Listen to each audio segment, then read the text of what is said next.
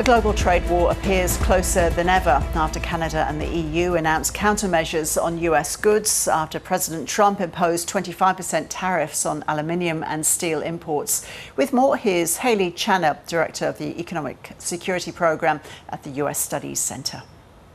From an Australian perspective, Australia is not in a trade war yet with the United States. A trade war would look like reciprocal tariffs on US goods. And Australia, as a free trading nation, knows that that's not in its interests. And in fact, Australia imports a lot more from the United States than it exports. So if we were to engage in a trade war, that could look like putting tariffs on things like Boeing aircraft, Tesla cars, other defence equipment, and even pharmaceuticals. But as you raised, other countries are in a trade war with the United States, countries like Canada, groups like the EU, and also China. But overall, any kind of reduction in the global flows of trade is bad news for Australia. It's going to push up the price of goods. And really, we would hope to see tariffs come off the world as soon as possible. Particularly when China, though, is involved in this tit-for-tat trade situation with the US. That's exactly right, because China is Australia's largest trade partner. There's about 30% of Australia's two-way trade is with China. Australia is trying to diversify a way to spread that risk, but it's a very slow game.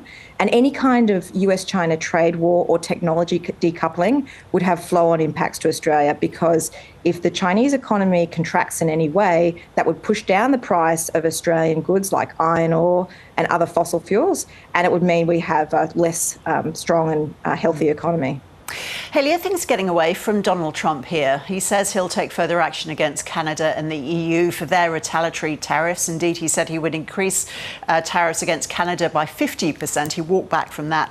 But where does it stop? Can he backtrack without looking weak, which goes against everything he's about? I mean, President Trump has an uncanny ability to withstand criticism, even when the facts are objectively against him. I think that's why they called him Teflon Don. He remains that way. But we know that the American public is not with Donald Trump. A lot of the public, about 50%, disagree with his handling of the economy. And so it's hard to say where things will go from here. As you say, President Trump's approval rating has dropped since he first took office over concerns about the economy. He's very driven by how he's seen by voters. Might he, or how much will he be influenced by these numbers and perhaps become less aggressive?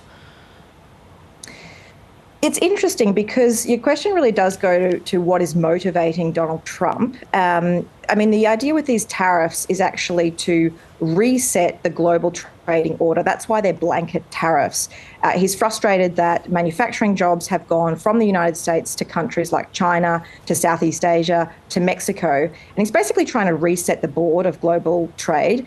But of all the issues in the American public, immigration, health, the economy, the budget, the issue that he has the lowest approval rating is in his tariff policy. 61% of Americans disagree with his handling of tariffs. But he's also not always swayed by public opinion. For instance, a majority of Americans don't believe that Russia's in the right on the Ukraine issue. They do believe that Russia invaded Ukraine and not the other way around. So even though Trump is at odds with the American public in his handling of the Russia-Ukraine issue, he is still very closely aligned with Putin. So he's unpredictable and it's uncertain what will happen. I guess we will see some sort of outcome at the US midterms when American voters go back to the polls. Meanwhile, these Boycott USA campaigns are springing up in several countries, including in Australia with Anthony Albanese encouraging people to buy local. Is this more of a move of defiance than a realistic bid to hit the US economy? I wouldn't describe what's happening in Australia as a boycott. The Prime Minister has called on the public to buy Australian. And that's a good message for the Prime Minister to give at any time. It always works in our favour to buy Australian. But I can see a future where Australians decide to boycott certain American products. I mean, there's some global backlash against Tesla, for instance, because of how Elon Musk has conducted himself since becoming the head of the Government Efficiency Agency. So I guess we will just have to wait and see.